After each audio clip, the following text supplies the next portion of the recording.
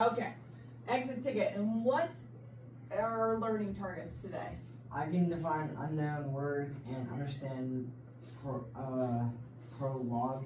Yep, I can read, define unknown words, and understand the prologue. Okay, so I want to give you a little bit of background. So we're going to start out with like a little slideshow that I have.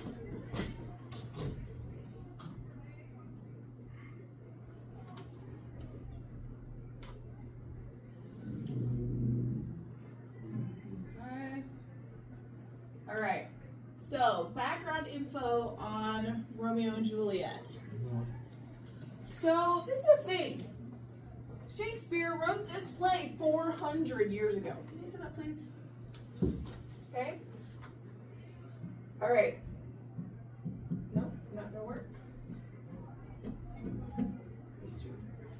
I think the board is just like not letting you click. Is the pen connected? No. Alright, we'll just have to do it from back here. That's okay. Alright, so we've got some universal themes. Okay? So, this is the thing. It was written 400 years ago. The thing is that people don't change. Society does. Okay? But we as humans, we're still doing the same things. We still fight with people, we still fall in love, we still have conflict, we still do all of those things, right? Yesterday we talked about those social offenses, right? Yeah. And those are a lot of offenses, right? Killing people, that's not a good thing to do, right? Selling poison. Selling poison, that's gonna happen in this play, okay? All right, now, this is the thing. When students start reading Shakespeare, I hear it over and over. I hate Shakespeare. Okay, Caleb, can you like turn towards the board or even towards me so I know that you're kind of paying attention? Awesome. Okay, the language is difficult because he talks in a sonnet. Okay, now, I know you might not believe me, but Shakespeare is showing off doing this. People didn't actually talk like that. Right. Like, they didn't speak in sonnets just normally. It's really, and rap is a good spin-off. The play Alexander Hamilton, that I feel like has a lot of parallels to Shakespeare. Right. Okay? Because it's like fast, he's showing off. Like, you have to really study the words in that play to really understand what's going on. Okay? Right. So please just give it a chance. I know it's gonna be hard, the language is gonna be hard, but we're gonna get it in different ways. Okay? We're gonna try reading it. We're going to watch different versions.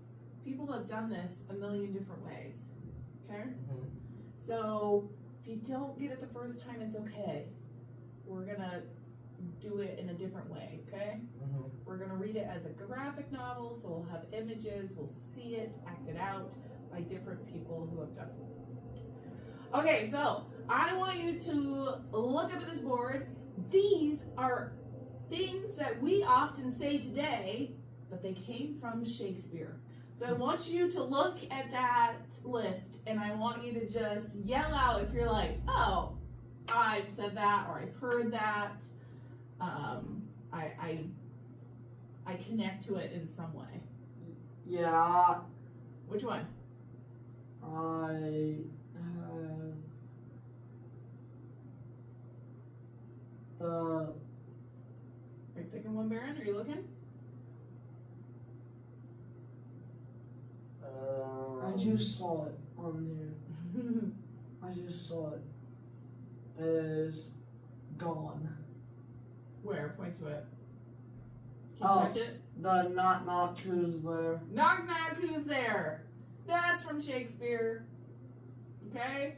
What do you see up there that grabs at you? Kayla, I want you to keep looking, see if you know another one. Let's see.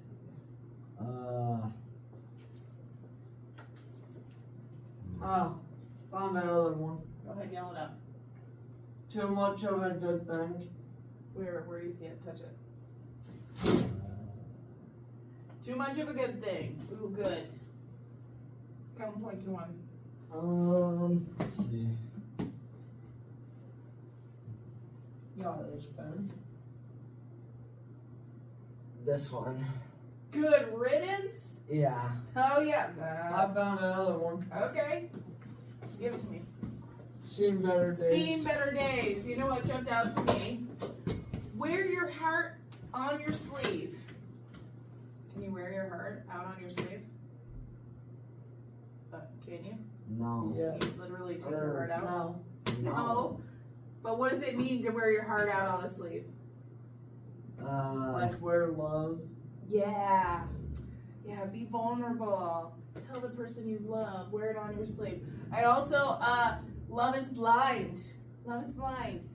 There's an entire Netflix series called Love is Blind, right? There's a whole show just about that phrase, and it came from Shakespeare. I found another one. All right, yell it out. It's our last one. Off with his head. Off with his head! That first became famous from Shakespeare as well. All right. Shakespeare was also passionate about social change, okay? However, in order to make money and keep favor with the Queen of England, because he's writing in England, his approach had to be sneaky, okay? He didn't want to do a play and be like, dude, the Queen's evil, take her down. So he would do things like this. For instance, Romeo and Juliet is set in Italy. So it's not in England. So it's like, oh, well, this happened over there, Right. not here. Mhm. Even though he's kind of talking about here, Right. okay? Mhm. All right. Fate. Fate is a big thing. In Shakespeare's day, people thought that if they could read the heavenly bodies, which is like the sun, the moon, the stars, if they could read those, then that was fate. Like, your stars are aligned, you will love each other forever. Or, in this case, a star-crossed lovers means it's never gonna work out good. Okay? And we'll talk about that more as we read the prologue. Okay? All right, also, women. Women in Shakespeare's day were not independent people. They were property of their fathers until they were married, at which they became the property of their husbands. It is not normal for a girl to choose who she would marry. That was up to her father. Okay? Okay, this is a picture of a rendition of the Globe Theater, which is kind of where these plays would take place. You know, it was a wooden structure, so it did burn down, but this is kind of what we know to be it. And actually, the play that we're going to watch is in something that looks very similar to this. This So- is cool. It is cool. They are missing a number. What? That's what they're missing. Look. 1, 2, 3, 4, 5. They are missing 6. Oh, they don't have a 6. Okay, so up here at the top is machinery so that they could bring things down. Now you need to understand this is always done in the daytime. They didn't have lights. Those didn't exist 400 years ago. They just had candles and torches. So these plays would happen during the day. Notice how it's open. And you've got the stage here. Number 2 is pointing to this little trap door. Usually a trap door is for mysterious creatures like witches or ghosts. In this case, they do use this. Like miners. Like mining people. Oh, I guess if there was ever like a coal mine or something. But they go down there into like kind of a secret place. Okay, this is the stage here. Now, this is the part I want to focus on, is down here, number 4. This is where the groundlings would go. That's what they'd call them. Okay, the groundlings were usually the poor people. They only had to pay a penny to enter. Okay, yeah, a penny. Now, if you were nobility, if you had money or status, you would sit up here kind of in the balconies. kind of like the box seats at a football game, okay? Interesting. But these guys down here didn't have a lot of money. They generally couldn't read, okay? So what they wanted to see action. They wanted to see fighting. They wanted to see, you know, cool stuff. So if they didn't do that, the phrase like Rotten Tomatoes kind of comes from this, because if they were not happy with if they were not entertained, they were known to throw rotten fruit at the people. Okay? Alright. So they could like throw like a whole rotten apple at them. Sure. Okay, so here's from the stage perspective. So here's the stage, here's where the groundlings are, and then you've got kind of those upper boxes for people. Okay? Alright. Oh, this is another important thing we need to know. Laws forbade women from acting on the stage. So no actresses there were no women in the play. Okay, the ones we're going to see are modern, so they do have women. They even have women in generally men's roles.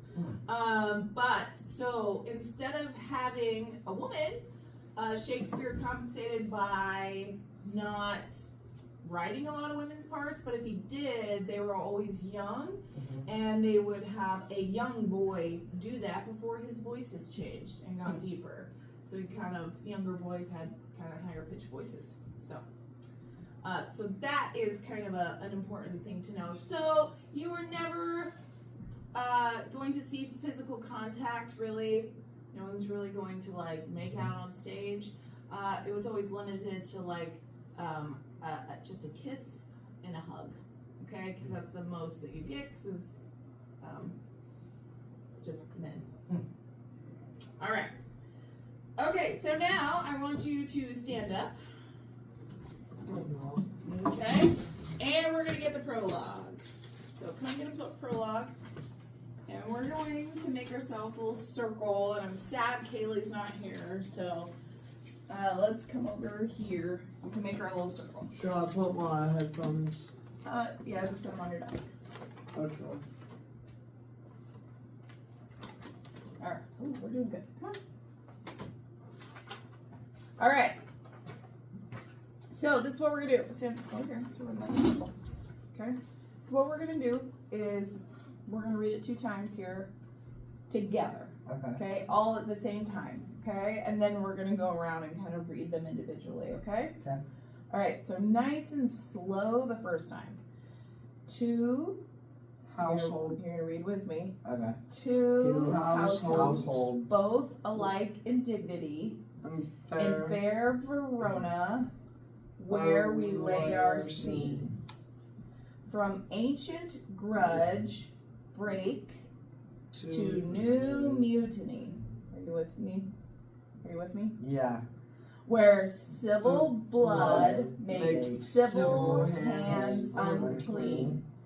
From forth the fatal loins of these two foes, a pair of star-crossed lovers take their life, whose misadventured, piteous overthrows do with their death bury their parents' strife.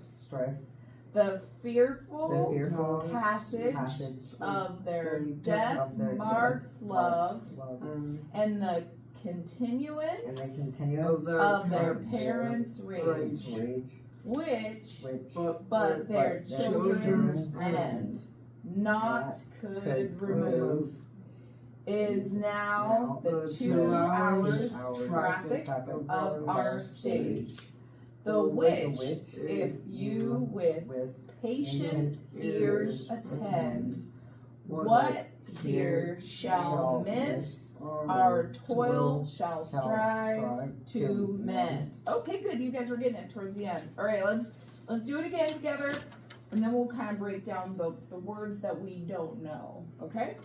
All right, we're gonna read it just a tiniest bit faster this time. Okay.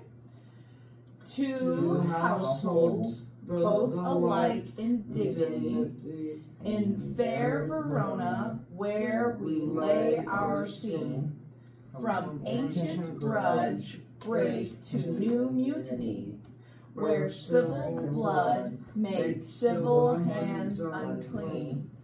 From forth the fatal loins of these two foes, a pair of star-crossed lovers take their life, whose misadventured, piteous overthrows do with their death bury their parents' strife. The fearful passage of their death-marked love, and the continuance of their parents' rage, which but their children's end not could remove, is now to the 2 hours traffic of our stage. The which, if you with patient ears attend, what here shall miss, our toil shall strive to mend. Ooh, that was so much better. Kind of getting the words a little bit. Okay, now I saw Baron do something that was really cool, actually. You were kind of like tapping your side when you were doing it. It kind of has a rhythm, doesn't it? Yeah. It's actually written that way on purpose because it is written in form of sonnet, and it's a Shakespearean sonnet. So if you look, we've got, if you find the first period on the page. Okay, point to that. The first period on the page. Found it. Oh, that's a comma. Where's period? Oh, there it is. There it is. Okay, the fourth line down, right? So he talks in these 4-line stanzas, and if you notice, the first line, the last word is dignity, and then the third line is mutiny. Right. They kind of have a similar ring to them. And if you have seen, unclean. Do you hear how they rhyme? Okay. We've got foes, and then overthrows. Okay. And then we have their life and strife. Okay. He's talking in this way. It's supposed to mimic a heartbeat, actually, because you've got a strong and a weak beat. So it's like bum, bum, bum, bum, bum, bum. So I want you guys to put your hands over your heart this time, okay? And we are going to bump. Now, it doesn't quite do it for every line, and that's because we talk with a different accent. Some of them's kind of translated differently. So some of them don't really work, and that's okay. We'll just keep going, okay? All right, ready? Two households, both alike in dignity, in fair Verona, where we lay our scene, from ancient grudge break to new mutiny, where civil blood makes civil hands unclean. From forth the fatal loins of these two foes, a pair of star-crossed lovers take their life. That one didn't work very well, did it? Whose misadventured, piteous overthrows do with their death bury their parents' strife. The fearful passage of their death-marked love, and the continuance of their parents' rage, with but their children's end not could remove, is now the 2 hours traffic of our stage. The which, if you with patient ears attend, what here shall miss, our toil shall strive to mend. Okay, now